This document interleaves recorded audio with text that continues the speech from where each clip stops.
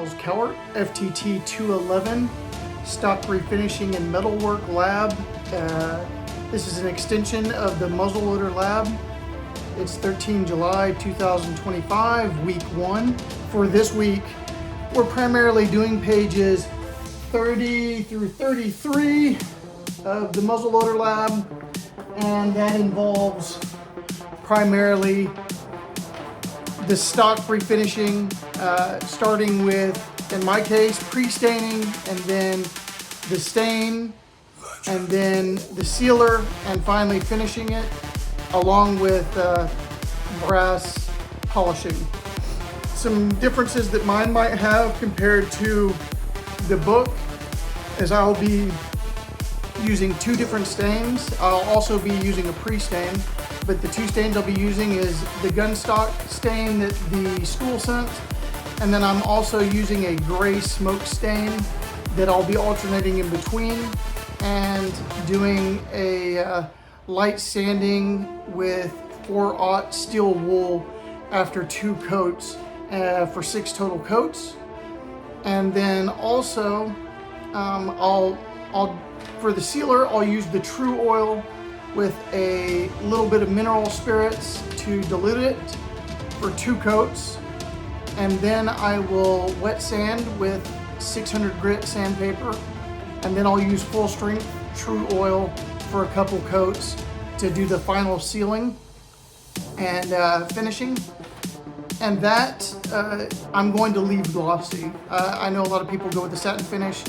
I want a high gloss finish. This thing's going to sit on an archway above an entryway in the house as a museum piece per se. Finally, I'm going to polish the brass to a mirror finish. I think the mirror finish will look best on that.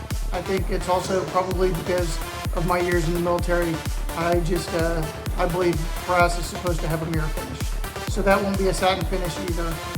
If you can see behind me, the firearm is complete. For whatever reason, the most recent iPhone update had my phone recording at a real low resolution, as you'll see throughout the video. And then randomly it started to record in slow-mo for my intro. So I'm hoping this will go a little bit smoother and that it'll be in proper resolution. And then the ending will be in proper resolution as well. But the middle, unfortunately, is a little bit lower resolution, and I apologize for that. So the first step is the application of the pre-stain. The directions is to completely coat the wood with the pre-stain, and then you have to allow at least 5 minutes, but preferably 15 minutes to dry. And then after 15 minutes, you want to go ahead and start applying your stain within 2 hours. If you don't do it within 2 hours, I guess the results are not ideal. So I'll go ahead and start putting the pre-stain on there, and we'll get to it. Okay, so we're gonna go ahead and apply our pre-stain, and then it's a 15-minute wait.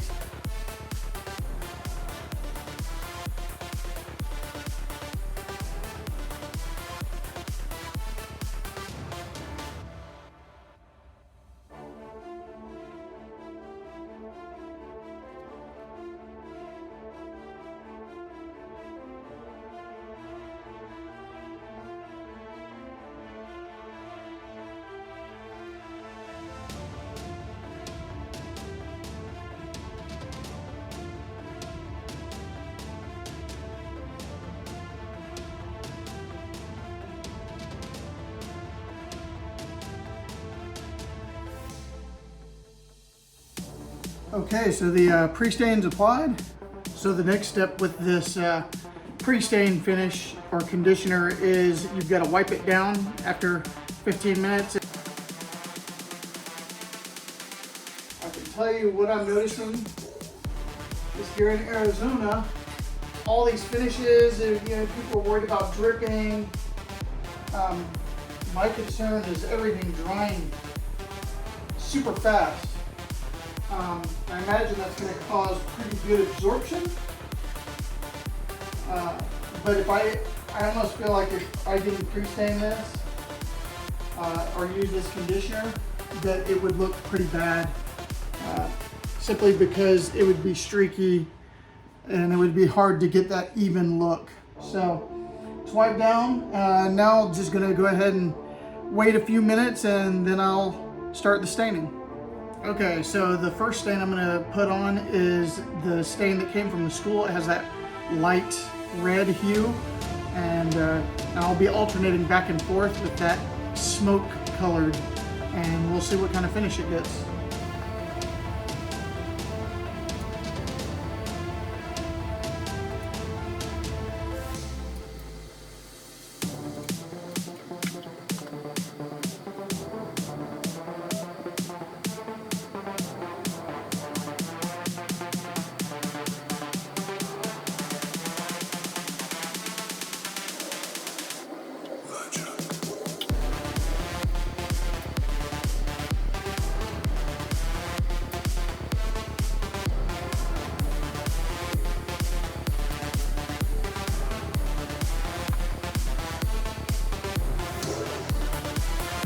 Our first layer of red has been put on.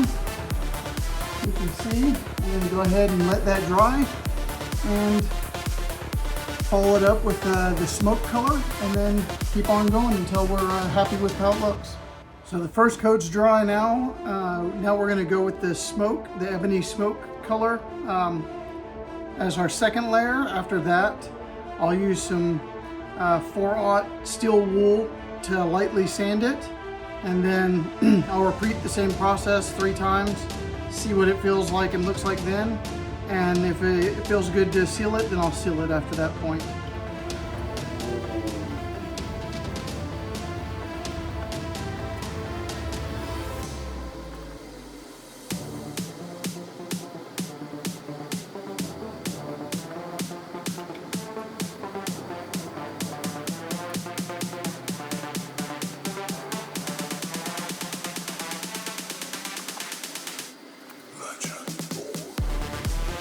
So we'll see how that turns out. Let it dry, and then I'll sand it, and we'll start that all over again. So I've had some video technical difficulties throughout this process as I was going to start stitching my assignment together. At least I caught it kind of early. I'm going to have to completely redo my introduction, so it may not be as good as it was. And I also noticed for some reason this is filming in low definition, only when I transfer it to the computer. For whatever reason, it's doing that. I've done tons of videos for the school and it's never done that before, so I'm not sure what's causing that. Maybe it's the heat. It is extremely hot. But anyways, for this part of the assignment, here is the finish. It's about what I was looking for. This was a mix of, they called an ebony smoke and then the gun stock stain that was sent. And I just, I did 6 layers total, 3 layers of each. And I used 4/0 steel wool to sand in between every 2. And it really turned out good. This is the final. I'm getting ready to sand it one more time before I start putting the true oil on it. My first two applications of true oil will be diluted with mineral spirits, and then I'll be going to full strength true oil for the final sealing. And after those first 2 applications of the diluted true oil, I'll go ahead and I'll do a 600 grit sandpaper wet sand onto the stock, and then I'll go with the full strength.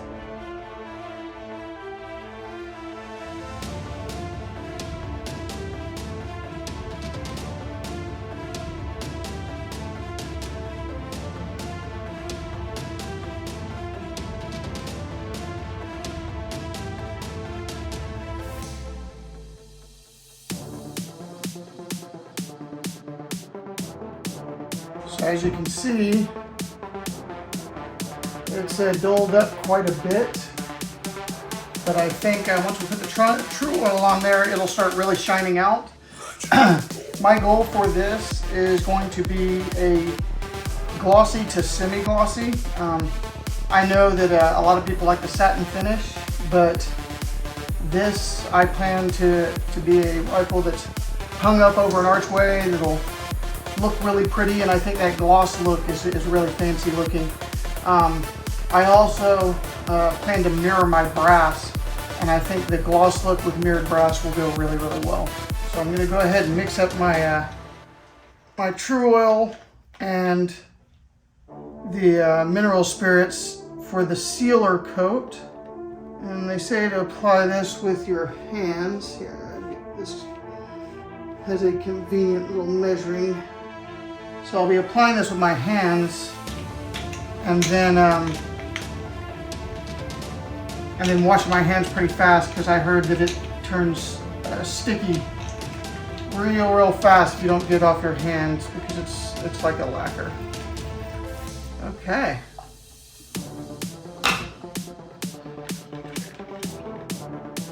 Yeah, it's definitely like an oil. Okay, so here goes the first coat of sealer.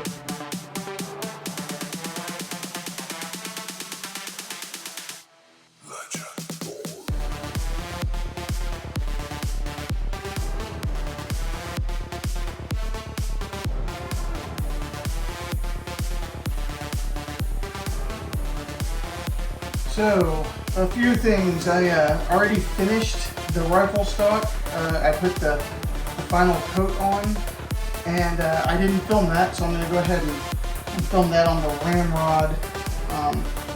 This already has 2 coats of the sealant on it. It's diluted, and what I'll be doing is wet sanding this and then putting a final coat of the true oil, but it'll be non-diluted true oil. I've got a little bit of vegetable oil and soapy water to help with the stickiness on the hands as soon as I get it washed. Other than that, let's go ahead and get started. Okay, so we're going to go ahead and get to wet sanding this. Make that finish just a slight bit smoother. I'm not trying to take off a massive layer. I'm not pressing hard at all. I'm just kind of running this wet 600 grit sandpaper up and down, making sure I'm hitting everything evenly. And the whole idea is just to smooth out the process and make a really good adhesive surface for the full strength true oil to get on. Definitely feels a lot smoother. So we'll go ahead and apply the full strength true oil. And the way you do this stuff is you put it just directly on the hand.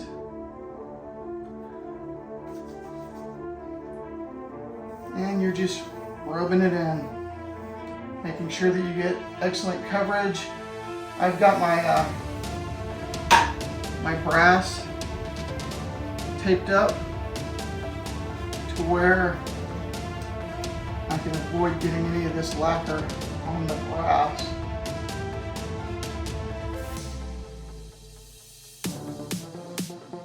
So I can put a little bit of vegetable oil on my hands. And this was a suggestion from the professor, and I will say that it has worked amazingly. I haven't had to deal with any major tackiness on my hands. So just vegetable oil and then water and Dawn soap. Make sure that you really get in between your fingers, and you can actually feel when it's off of you while your hand's actually in the soapy water. You'll feel there's no film left on it. It feels just like your skin. And once it all feels like that, then you can go ahead and go and dry your hands. So here is the finished stock. If you don't like the glossiness, you could take some 4/0 steel wool and take it down a little bit and it'll give it a little bit more of a satin dull sheen. So I just thought I'd show you all that, even though I didn't get the chance to show putting the final coat of True Oil on. I'll achieve that with the ramrod. So for the brass polishing, like I said, I'm going to mirror finish. And all I'm going to do is use this buffing wheel, and you can kind of see how this is a satin finish right now. We started our cleanup and polishing of our brass in the last course, but the woodworking and customizing course. But I'm going for a mirror finish on this, so all I'm using is, this is a Triple-E brass polish compound, and just turn the wheel on, get some of the compound on the wheel, and then I'm gonna polish it up until I get a mirror finish.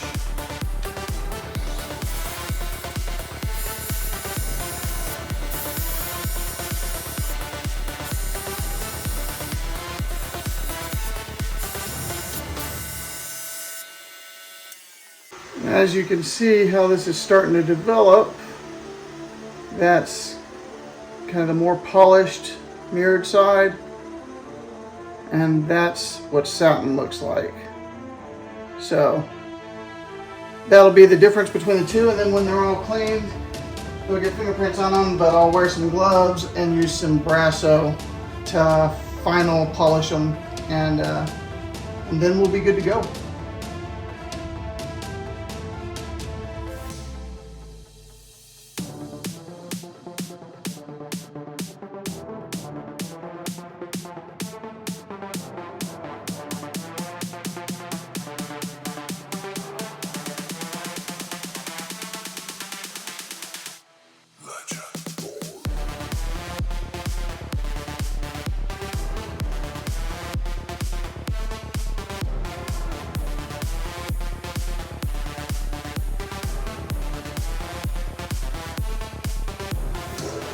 Okay, so here is the finished product. As you can see, it's probably a little glossier than a lot like, but I'm a fan of it. And you can see the brass is more of a mirror finish. But the color turned out extremely well. The smoke has kind of a gray, it's kind of, the grays looks like dark brown on the video, but it's actually a fairly distinct gray in person. And then the brown's not quite as brown, it's kind of a red mix. So I really like how it turned out. It looks a little bit different than some of the other ones I've seen. And it's all put back together. And it's working.